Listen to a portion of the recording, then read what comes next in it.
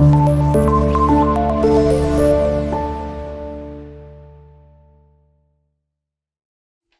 Class, अस्सलाम वालेकुम। My name is Babar Arshad and I am your physics teacher. आपको पता है कि हम न्यूमेरिकल्स कर रहे थे और आज हमने 4.4 जो है वो स्टार्ट करना है। तो आइए बोर्ड की तरफ चलते हैं। 4.4 जो है ये बहुत ज़्यादा रिलेटेड है 4.3 से। तो अगर आपने 4.3 कर लिया है तो फिर ये आपके लिए जो है वो समझना ज़्यादा ईजी हो जाएगा। तो इसमें ये कहा गया है a seesaw is balanced with two children sitting near either end. Child A weighs 30 kilogram and sits 2 meter away from the pivot. आप जरा देख लें, अगर मैं आपको थोड़ी सी डायग्राम बनाकर इस बात को समझा दूं तो ये आपके पास लेट से वो शीशा है, ये इसका सेंटर पॉइंट है और अब वो कहते हैं जी जो चाइल्ड ए है वो 2 मीटर के डिस्टेंस पर बैठा हुआ है, यानी कि यहां से हम अगर काउंट करें तो 2 मीटर और यहां पर वो मौजूद है फॉर एग्जाम्पल, और उसका जो मैस उसने दिया हुआ है वो है जी 30 किलोग्राम। अच्छा, इसी तरह वो कहता है एक दूसरा बच्चा है हमारे पास, उसको उसने बी कह दिया है, तो मैं यहाँ पर ये साथ लिख भी देता हूँ, ये ए की बात हो रही है। अब हम जा रहे हैं बी की तरफ। उसका जो मैस उसने दिया हुआ है वो है 40 kg और ये डिस्टेंस इसका गिवन है 1.5 मीटर। तो इस जगह पर यानी वो मौजूद है और इसका जो मैस गिवन है वो है 40 kg और ये आपके पास चाइल्ड बी है। हमने क्या फाइंड आउट करना है? Calculate the total moment on each side and determine if the seesaw is इन। तो बेसिकली हमने मोमेंट जो है वो फाइंड आउट करना है। तो बहुत इजी है, कोई मुश्किल काम नहीं है इसमें। गिवन में आप क्या लिखेंगे? आपके पास इसको आप m1 कह दें और m1 आपको गिवन है 30 kg। तो m1 30 kg है, हमें W चाहिए। आपको पता है वेट का फॉर्मूला यूज होता है, तो अगर मैं W निकालूंगा तो W1 इक्वल आ जाएगा m1g और m1 की वैल्यू 30 है, g की वैल्यू 10, तो इट बिकम्स 300 न्यूटन। ये आपके पास W1 आ गया। बुक में वे लिखा हुआ है लेकिन उन्होंने यूनिट किलोग्राम दिए हुए। अगर यहाँ पर वो न्यूटन कर देते तो ये आपके लिए न्यूमेरिकल ज्यादा इजी हो जाता और न्यूटन करने से इस 30 किलो न्यूटन का आंसर भी जो है वो बिल्कुल अकॉर्डिंग टू बुक आना था, लेकिन अब आप देखेंगे कि आंसर अकॉर्डिंग टू बुक नहीं आएगा। तो एक तरीका तो ये है कि आप इसको न्यूटन कर लें तो आपका आंसर बुक के मुताबिक आ जाएगा। तो मैं आपको उस पैटर्न पे जो है वो इसको करवा देता हूँ, वो आपके लिए भी ज्यादा इजी हो जाएगा। आप इसको जो है वो न्यूटन कर लें।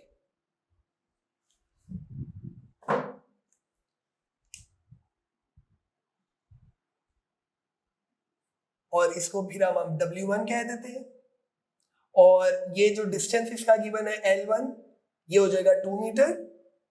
इसी तरह W2 गिवन है 40 न्यूटन और L2 गिवन है 1.5 मीटर। आपने मोमेंट जो है वो कैलकुलेट करना है, तो पहले आप चाइल्ड ए का मोमेंट जो है वो फाइंड कर लें। तो मोमेंट ऑफ चाइल्ड ए, तो चाइल्ड ए के लिए आपके पास फॉर्मूला है W1 मल्टीप्लाई L1। तो W1 की वैल्यू 30 मल्टीप्लाई बाय 2, तो 30 इंटू 2 आपके पास बन जाएगा 60 न्यूटन मीटर। ये आपके पास चाइल्ड ए का जो है वो मोमेंट आ गया। मैं इसको टॉर्क और ए लिख देता हूं। अच्छा जी, इसी तरह हमने मोमेंट ऑफ चाइल्ड बी निकाल लें।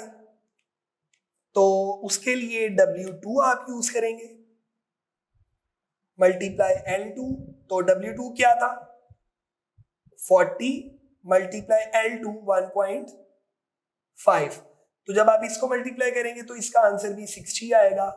यूनिट आएंगे न्यूटन मीटर, इसको मैं टॉर्क B कह देता हूं। तो अब क्योंकि आप देख रहे हैं बच्चों कि टॉर्क A और टॉर्क B जो है वो बराबर है, इसका आंसर भी कितना है 60 न्यूटन मीटर और इसका आंसर भी कितना है 60 newton metre. It means the body और the seesaw is in equilibrium. तो ये आप जरा ठीक कर लीजिएगा कि ये न्यूटन होगा, फिर आपके पास आंसर जो है वो ठीक आएगा। नंबर 5 में हमें क्रोबार गिवन है। क्रोबार बेसिकली होता है, आप जैसे डायग्राम में देख रहे हैं तो हम डायग्राम के अकॉर्डिंग ही इसको बना लेते हैं ताकि आपके लिए समझना भी इजी हो जाए। इट इज 4.5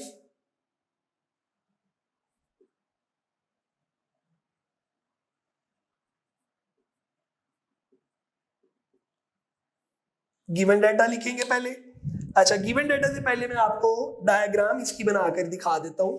डायग्राम में इस तरह से दिखाया हुआ है, ये है जी, और यहां पर इस तरह से बना हुआ है। अब होता ये है कि आप इसके ऊपर इस साइड पर फोर्स लगा रहे हैं और कितनी फोर्स लगा रहे हैं ये उन्होंने दी हुई है जी 250 न्यूटन। और यहां ये जो पॉइंट है ये बिल्कुल उसका जमीन के साथ अटैच है। यहां से यहां तक का ये जो डिस्टेंस गिवन है आपको डायग्राम से भी पता चल जाएगा, ये 30 सेंटीमीटर गिवन है। और ये जो बाकी वाला डिस्टेंस है ये वाला, ये आपको गिवन है 5 सेंटीमीटर। क्लियर? अब जाहिर बात है जब आप यहां से इसको नीचे प्रेस करेंगे तो ये यहां से ऊपर की तरफ जो है वो मूव करेगा। अब आपने ये बताना है कि ये कितनी फोर्स जो है वो ऊपर की तरफ लगाएगा। इस फोर्स को आपने असल में कैलकुलेट करना है। तो बहुत इजी है। अब आप आ जाए सॉल्यूशन की तरफ। तो मैं इसको बच्चों यूं लिख लूंगा, हमारे पास ये जो फोर्स है इसको हम F1 कंसीडर कर लेते हैं और F1 है 250 न्यूटन और ये जो उसका डिस्टेंस गिवन है इसको मैं L1 कर लेता हूं और ये गिवन है 30 सेंटीमीटर। फिर आपके पास L2 गिवन है 5 सेंटीमीटर और F2 जो है वो आपने फाइंड आउट करना है। तो नेक्स्ट हम देखेंगे फॉर्मूला क्या अप्लाई करने। 2 फाइंड आ गया, अब आगे आ जाएगा जी फॉर्मूला।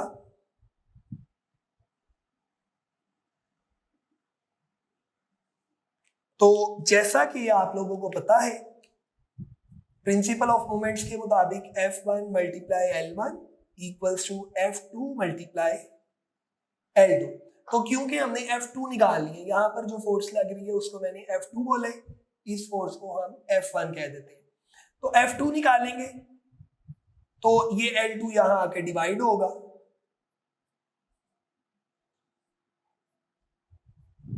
अब आपने वैल्यूज पुट करनी है, तो बहुत इजी है वैल्यूज पुट करना।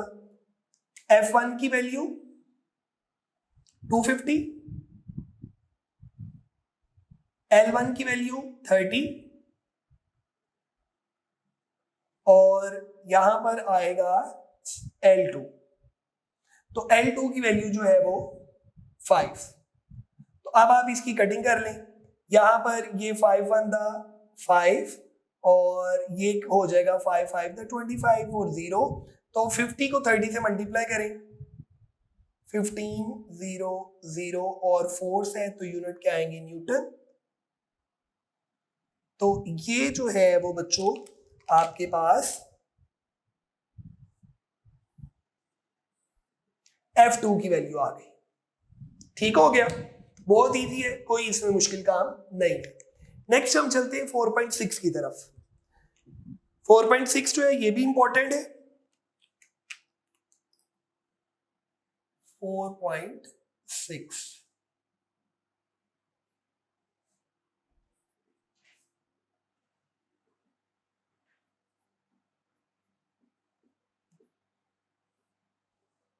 तो बच्चों 4.6 के अंदर हमें वो कह रहे जी 30 सेंटीमीटर लॉन्ग स्पैनर और is used to open a nut of the car if torque is required for it is 150 newton metre. तो पहले हम गिवन लिखेंगे इसका, ठीक है। गिवन में आ जाएगा स्पैनर की लेंथ L 30 सेंटीमीटर, आप इसको मीटर में कन्वर्ट कर लें, 100 से डिवाइड किया तो 0.3 मीटर। टॉर्क जो दिया हुआ है वो आपके पास है 150 न्यूटन मीटर और कितनी फोर्स जो है वो लगानी पड़ेगी, फोर्स आपने फाइंड आउट करनी है। टॉर्क का फॉर्मूला आपको पता है F मल्टीप्लाई बाय L है, लेकिन क्योंकि आपने फोर्स निकालनी है टॉर्क L वहां जाकर डिवाइड हो जाएगा, ठीक है। चलें अब आप इसको पॉइंट्स बना लें। गिवन के बाद ये आपके पास आ गया जी 2 फाइंड, देन आपके पास ये फॉर्मूला हमने अप्लाई किए और अब आप वैल्यूज पुट करने जा रहे हैं तो कैलकुलेशन। बोर्ड में आपको पता है न्यूमेरिकल जो है वो 5 नंबर के, इसलिए कोशिश करें कि आप 5 हेडिंग्स में इसको मुकम्मल कर लें।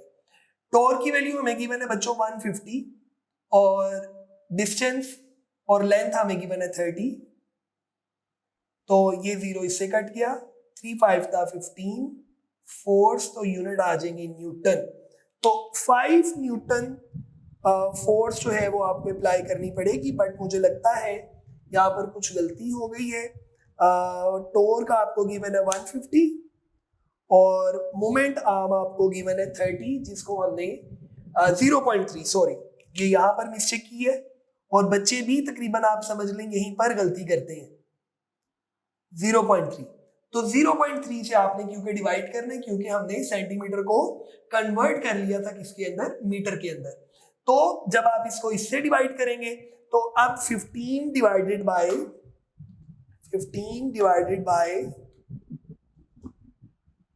0.3,